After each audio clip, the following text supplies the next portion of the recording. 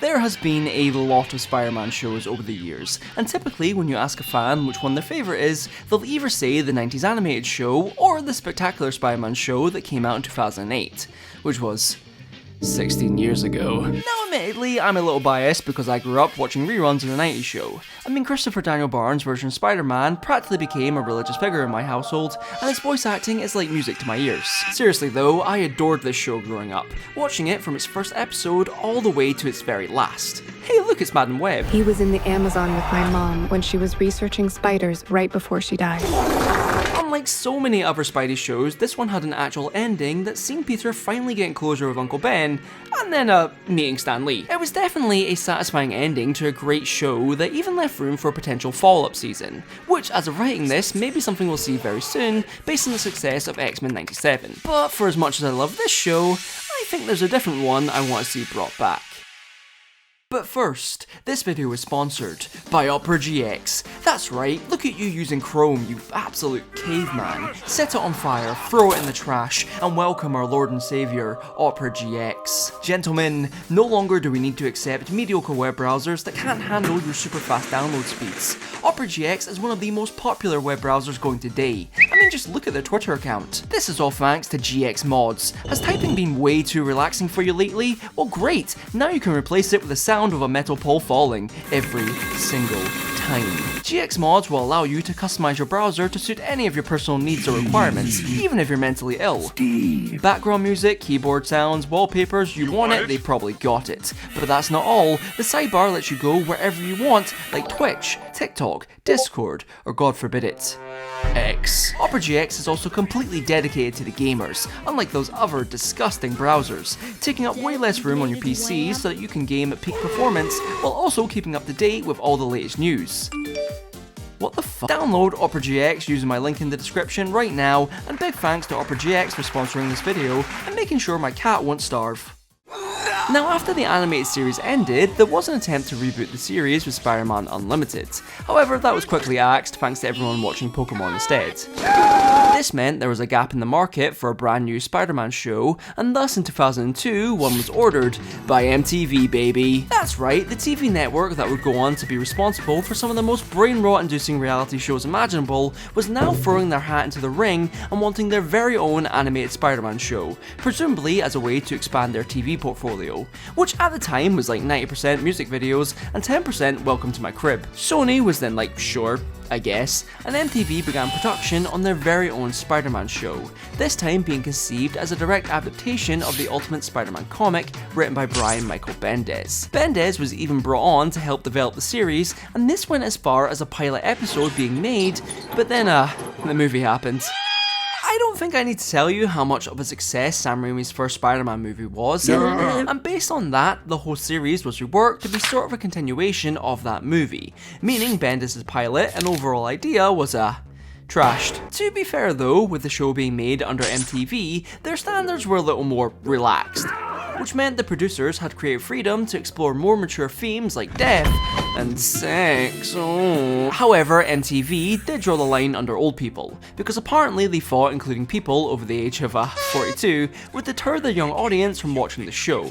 So remember Aunt May? No the fuck you don't. The show would instead focus on Peter, Harry and MJ studying at their college, ESU, and dealing with all the typical American college stuff like partying and fraternities. Anyway, the show would eventually air in 2003 when I was like 4 years old, so of course I didn't actually watch the show when it originally came out. I instead wouldn't see it until my grandparents gifted me a VHS copy of the show, and once I got home I slammed that thing into my dusty VHS player and was finally introduced to Spider-Man the new animated series.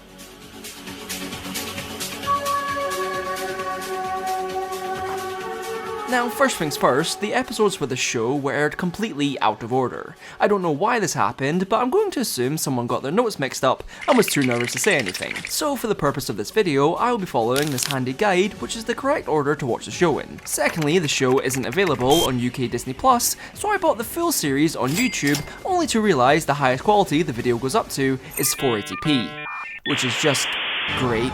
And thirdly, as you probably noticed, the show is entirely CGI with a cel-shaded art style. Has it dated the series? Absolutely. I mean, there are certain poses that Spider-Man makes that realistically shouldn't be possible. Bones don't bend that way, Peter. However, the animation definitely makes it unique, which was probably the main goal behind this decision, and with the right lighting, the show can create some strikingly dynamic action scenes, oddly artistic scenes, and even some scary scenes. As for episode 1, the series begins with Peter taking photos of a protest happening at its college campus while also pining over Mary Jane. Here, we quickly establish our core cast. Mary Jane, voiced by Lisa Loeb, is very much a free spirit who is also persistently hitting on Peter, yet my man has negative riz and doesn't pick up on some of her subtle advances. Harry is still a sarcastic rich kid, and his dad is still dead because of the whole Spider-Man thing, which he won't shut the fuck up about. I get that you think Spider-Man killed your father, on account of he did. For a lot of the show, Harry is actually dealing with now owning pretty much all of Oscorp, and honestly, I think it's just cool to see Harry trying to figure out what's best for the company, while also trying to fill his dad's shoes. Although I don't think this makes complete sense considering, you know, all of this. You know how much I sacrifice? I mean, at the very least, it's way more interesting than Harry having a weird goblin illness like in future installments. You're a fraud, Spider-Man! Plus, he's voiced by Ian Ziering, who went on to star in all the Sharknado movies. And of course, we have the man himself, Peter Parker, voiced by Neil Patrick Harris. I made some love stains in the backseat. Harris actually does a really good job here portraying Peter's more confident, quippy side as Spider-Man, while also maintaining a kinda awkward, nerdy charm. Plus, look at my man's drip. Immaculate. Peter himself is pretty much what you'd expect, struggling to balance his responsibility of being Spider-Man with his commitments to college and to his relationships. Oh, and did I forget to mention, his best friend thinks he killed his dad. It comes up once or twice. And you can stop glorifying that murdering freak boy Spider-Man.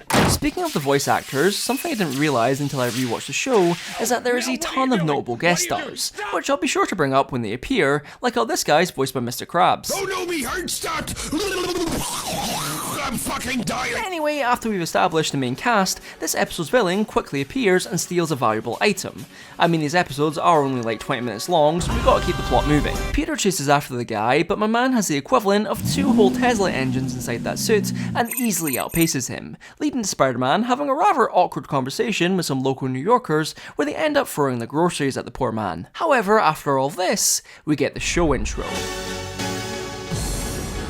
You know how most streaming platforms give you the option to skip the show intros now? Yeah, this isn't one you skip, and if you dare touch that remote, I will be forced to remove your hand. It goes so unbelievably hard thanks to the fantastic synth-inspired score composed by William Anderson, John Digweed, and Nick Murr. Thank you, gentlemen. Without your contributions, this show wouldn't be nearly as good. As for the actual plot, this episode revolves around its original villain, Turbojet. Yeah, I know, just go with it, who steals valuable items and then gives them to the residents of Vilroy Towers, a housing block set to be demolished and turned into a science centre for ESU, hence all the protesting. The residents can then return the stolen goods and earn some reward money to help for a fight against ESU turning their kitchen into a laboratory. This clearly paints Turbojet in a pretty good light, stealing from the rich and giving to the poor like a modern day Robin Hood, while also painting Spider-Man in a very bad light as he tries to stop him. It's an interesting idea, and I think it's cool to see how Peter reacts to all the backlash he gets. I mean, to be fair, he's not wrong to feel annoyed either, because while Turbojet is actively helping the residents of Vilroy Towers, he's also putting multiple people in danger while he runs around the city on some A-Train type shit. Turbojet himself is obviously an original character, which you'll quickly learn is something the show likes to do a lot, as there's a variety of villains featured here that were solely created for the show, some of which work and some of which do not. Turbo is arguably one of their better creations, being a disgruntled resident of Vilroy Towers who doesn't actually care about anyone who lives there other than himself, only being interested in keeping his house, stealing shit, and having the shadiest of back alley deals. Anyway, after 2 successful heists, Turbojet now has his eyes set on stealing a $4 million telescope, which Harry will be presenting to ESU tonight on behalf of Oscorp. See, during this episode, Harry is informed that the new science centre was his dad's idea, and that Oscorp is involved in bulldozing Vilroy Towers, who now want Harry to announce all of this, as well as give the campus the shiny gold telescope previously owned by some random dude in the 1500s. Harry's clearly a bit conflicted with all of this, knowing that his presentation is just a ploy for some good PR, but he's also willing to try and turn the situation into a positive, despite the public backlash. Thank you. So, with the telescope now in sight, Turbojet grabs it and proceeds to make his escape, only for Peter to stop him and reveal that he knew what his plan was as he followed him the previous night, meaning he had enough time to tip off the police, who switched out the telescope for a fake one. Turbojet unfortunately doesn't take this information too well. He then attempts to run off, kidnapping Mary Jane in the process. Wow, this really is like the Raimi films. But his escape attempt is very short-lived as Spidey catches up with him and just turns off his suit. He then gets an MJ elbow and Peter gives him the left-right goodnight. Having been saved by Spider-Man yet again, MJ thanks him but says whatever's going on between the two of them can't continue because she's in love with someone else. There's someone else. There is? Anybody I know? I don't think he even knows. Wow, I wonder who that could be. The episode then ends with Harry donating the telescope to Vilroy Towers so that the residents can afford new homes, which with $4 million in New York City should get you a lovely one-bedroom apartment. MJ is super impressed with Harry's selfless act and asks him when he figured out he was going to make that donation. But my man Harry is the ultimate wingman and lets Pete answer for him. Harry, like all great men, knows that actions speak louder than words. Is that so? In that case... He did it, boys! He's made it to the promised land! Overall, decent first episodes. We got some good characterization, especially for Harry, but Turbojet isn't really that memorable, all things considered. Although, then again, telescope. B tier. This episode starts with Peter being fucking poor. Much like in previous iterations, Peter's financial situation isn't exactly great, and it's juxtaposed with Harry quickly coming in holding a vase that probably costs more than a small Lithuanian village. Actually, speaking of Peter's finances, how the fuck does his apartment only cost like $2,000? I mean, it says on Peter's laptop that his half of the rent is only about $1,000, so I'm assuming Harry's is the same, which makes this huge penthouse $2,000 a month. In New York City. Can I move in? Anyway, this episode follows Spider-Man being contacted by the fucking FBI, who ask him to steal a top secret microchip that controls the banks or something. I don't know, and it isn't really that important either, as it turns out this is all just an elaborate scam by the Kingpin, voiced by Michael Clark Duncan. And yes, you heard that right, 6 months after he played the character in the Ben Affleck Daredevil movie, he lent his voice to the character for this show too. I suppose as a way to also tie in the Daredevil movie, and while it's nice to hear his lovely voice, I wish he had better stuff to work with. See, once Spider-Man retrieves him the microchip, you find out Willie's big plan is to use the microchip to hack into national banks across the world, which in itself isn't an incredibly interesting plot, but hey, at the very least, we have a fat joke every 5 minutes. If there's even one fry missing. Boss, I don't eat that crap. I like my cheese drippy, bro. While all this is going on, in Peter's personal life, MJ wants him to come see her play, but because he's, Spider-Man, he's constantly letting her down, being unable to, tend. Wait a minute. This is just Spider-Man 2. No, like seriously, this is a big part of Peter's story in Spider-Man 2, not being able to make MJ's show because he's doing Spider-Man stuff. But the film came out a year after this episode aired. Did Raimi watch this? Obviously, Peter eventually figures out he's been scammed and decides to phone the actual FBI to inform them about what's going on. The FBI then geolocates Peter's phone, quickly find him, and throw him in the back of a black van to be questioned by Keith David. How long have you been in cahoots with Spider-Man? To be honest, this episode overall is kinda mid. I mean, it scores points for Keith David and for fleshing out Peter and MJ's relationship, but the Kingpin plot just isn't that interesting, and the man is basically a walking fat joke. 2 steps ahead. C tier. Now, full cards on the table, this episode traumatized me as a kid for reasons that will become pretty apparent in a few minutes. Law of the Jungle begins with Peter helping Dr. Kirk Connors research lizard DNA. I don't see how this could possibly go wrong. However, probably the more interesting thing about this episode is that Dr. Kirk Connors is voiced by fucking Rob Zombie. Clowns are just pathetic. And every time this man talks, it sounds like he uses nails for mouthwash. What would someone like me give to regenerate an arm? That is a sexy ass voice. Oh my god, that is amazing. Rob Zombie's voice is just so starkly different from what I'm used to from this character. Like, even though the show was supposed to be kind of a continuation to the first Raimi film, it's still jarring to look at how different this version of the character is from what we got in Spider-Man 2. Dr. Connors. Sorry. I'm the Lizard King. Anyway, as some of the more educated Spider-Man fans can tell, this episode is about the Lizard, and yeah, we have seen that character done a lot in recent years. But what sets this iteration apart from all the rest is in its presentation, and by that I mean, he's fucking terrifying. See, something I haven't touched on yet is how well the show uses the CGI and the lighting to create these more atmospheric and foreboding shots. I mean, this suit-up scene alone is pure art. But what the lighting can also do is make villains like the Lizard all the more terrifying as he stalks Harry through the halls of Oscorp, making possibly the most unpleasant sounds I've ever heard. Now, admittedly, watching this show in my 20s means this episode isn't exactly as terrifying as I remember it being. But come on man, for a 7-year-old this is like nightmare fuel, and you can really see that the show started to push the PG rating here.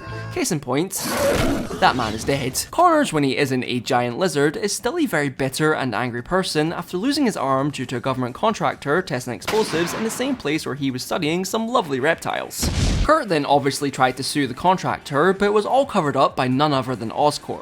Information we find out while Harry is going through his dad's office. See, today's the anniversary of Norman Osborn's death, so Harry has taken it upon himself to finally clean out his dad's office, finding some rather incriminating documents linking Norman to strange genetic experiments and a lot of other shady stuff. However, before Harry is able to really comprehend what he's finding out, he gets an uninvited visitor. Lucky for Harry, Peter is basically a master detective and figures out that Connors is a lizard and where he's planning to go next, showing up just in time to stop Harry from becoming a delicious meal. We then get this really quick scene of Harry contemplating clocking Spider-Man with a fire extinguisher, but given their giant lizard problem, he decides against it and leaves Spidey to deal with their issue. Now, fight scenes in this show can be pretty hit or miss given how janky the CGI models can look sometimes. However, what the show does have going for it is those relaxed MTV guidelines, meaning we get to see shit like this. Will it blend? That is the question. Peter throughout this fight is trying to get through to Connors' more human side, but by this point he's too far gone. And after losing his arm for the second time, Peter does try to help Kurt, but he violently thrashes around, ultimately leading to his death. Fall. This episode is genuinely great. It forces Harry to come to terms with how much he didn't actually know about his dad. The lizard has never been more terrifying, and it really shows how much better this series is when it leans into those darker themes. Plus, we even get to see J. Jonah Jameson here. Unfortunately, not voiced by J.K. Simmons. But you should have died at birth. Still, A tier. Right guys, I have to admit something. This episode has another original villain. And she's a woman. No, wait, don't leave. She's good, I promise. Episode 4 or 11, depending on if you're watching this in release order, picks up with Spidey saving a bunch of people while being tracked by a mysterious assassin known as Shikata. She's been contracted by a man known as Richard Damien to capture Spider-Man alive so that he can become part of Richard's animal collection. I really think someone should explain the whole Spider-Man part to him though. In terms of plot, that's all there really is, with the only other notable thing being that Damien is financing an indie film, which of course MJ gets cast in, although she isn't too happy with the script. The script, it sucks. So, with the plot not being super complex, you're probably thinking, what does this episode actually have going for it? Well, that's simple. Violence. This episode contains guns, punching, slicing, death, and a little bit of beheading, all because this woman is insistent on throwing her sword about like your typical Londoner. Shikata is a strange villain because on one hand, after she fights Spider-Man for the first time, she deems him too noble a foe to just simply capture, so she rejects Damien's $2.5 million bounty, beheads him, and then challenges Spider-Man to a duel to the death. Which is all pretty hardcore if you ask me. But then, on the other hand, she has the Force. Don't get me wrong, she is probably the best original villain in this show, based on the simple fact that she doesn't fuck around, but it does kind of feel like the writers took every mystical samurai trope they could find and just gave them to her. Hence why she has the Force, is actually like 100 years old, and the source of her power comes from her magical sword. However, with that being said, the fight scenes in this episode are by far the best in the entire series, fully utilising the CGI to create some of the most dynamic and fluid action seen in any Spider-Man show at that time, with some real creative flair to them. The fight eventually ends with Peter breaking Shikata's magical sword in half, causing her to rapidly age and ultimately die, much like your average 40-year-old. I should also mention MJ is there too. She maces this one guy, The left side of my face is like numb. and once the fight is over, her and Spider-Man share a romantic alleyway kiss. despite MJ literally telling him 2 episodes ago that she can't see him anymore. There's someone else. That was a lie. I think it's fair to say there's very little consistency when it comes to Peter and MJ's relationship. Like, she goes from kissing in one episode to then having a new boyfriend the next. Like, come on, there's only so much my boy's heart can take. Overall though, another really good episode that pushes that PG rating a little bit further. Mainly because Shikata stabs the fuck out of everything. A tier. Opening on yet again a new character we haven't seen before, this episode introduces us to the criminal Talon as she steals an actual MTV award. Talon is voiced by Eve, a popular rapper from the early 2000s, who at the time I imagine would have been in pretty high demand, so again she adds to the show's rather impressive list of guest stars. I'll be honest though, I had no clue who she was, IMDb came in clutch here. Spider-Man obviously shows up to stop Talon from stealing the MTV award, presumably because he knows it won't resell for much. Sold for a buck. And during their confrontation, Talon's mask gets knocked off, and Peter gets a good look at her face before she escapes. Then in the very next scene, Harry informs Peter and MJ that he's seeing someone called Cheyenne, who he met bungee jumping, and he's having her over for dinner tonight. I wonder who it could possibly be. Oh my god! This is the crux of the episode. Harry's new girlfriend is a criminal, and Peter knows that, but he can't do or say anything without somewhat revealing that he's Spider-Man, meaning this dinner gets a little awkward. So, Cheyenne, did you know Harry's rich? This leads to Peter trying to talk Cheyenne out of her life of crime the next time he meets her as Spider-Man, giving her the whole "you're better than" this speech, which Cheyenne agrees with, but still isn't willing to give up her identity as Talon. So now Peter's faced with a complex dilemma. Either he tells Harry about Cheyenne, which will raise more questions than answers, or he doesn't say anything to Harry and risks Cheyenne stealing his trust fund. Or you have the mysterious third option, where Cheyenne just dumps Harry and leaves New York by the end of the episode. Damn it! Wait, that seems really abrupt. Is there not another why are the credits rolling? See, while I like certain aspects of this episode, like Peter trying to be Cheyenne's therapist and the whole group going rock climbing because it just ends way too abruptly and without any real conclusion, making the whole plot seem effectively pointless because we never see Cheyenne or that MTV award ever again. D tier, see me after class. So by now, the original villains were in full effect. We've had men, we've had women, and now we have British people. Meet the Pterodactyls, an ex-KGB group who not only have some fancy jetpacks and a British person as their leader, but they also have quite possibly the worst Russian accents I've ever heard. Mr. Busybody, maybe you saw who took my communicator. No? Fucking voice, man.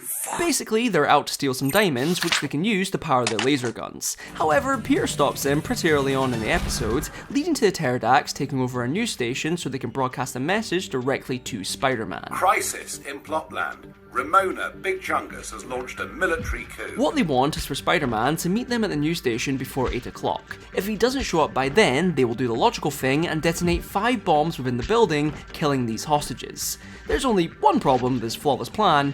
Peter's one of their hostages. The Pterodactyls themselves aren't necessarily awful villains, but they clearly have had the least amount of thought put into them. Like, their plan to kill Spider-Man sucks.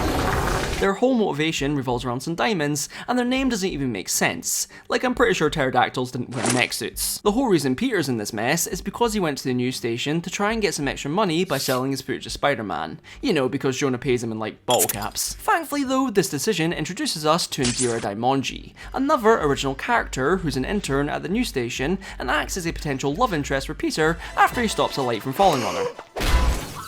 The two honestly have a weirdly cute chemistry throughout the rest of the show that I really like, and it's refreshing to see Peter speaking to a woman that isn't MJ, especially considering how on again off again that relationship is. Basically what I'm saying is just give my man Peter a win for once please. Anyway, the episode ends with Peter managing to escape the pterodactyls and disarming their bombs, stopping their second attempt to steal those precious diamonds in the process. He then returns back to the news station as Peter, where MJ is waiting to see if he's okay. However, before she can get to him, Indy swoops in and gives Peter a big old kiss. I'm sure MJ will take this win. Overall, this episode is a bit of a mixed bag. Like, Indy's a nice inclusion to the show going forward, but the pterodactyls kinda suck. Although, I can't deny they are strangely funny in a way I'm sure was unintentional. I'd kill someone right now if I don't get my communicator back! So, C tier. Right, well, that's me halfway through the show. Wonder how long the video is. Oh, I'm gonna need a drink. Nah, not in the mood for that. Huh? Who left this in here? The show sucks, and so does your mum. P.S. Our new one will be better. Why did they leave this in my fridge? Like, who did... What the fuck? Oh my god. It's you. Oh, that makes more sense.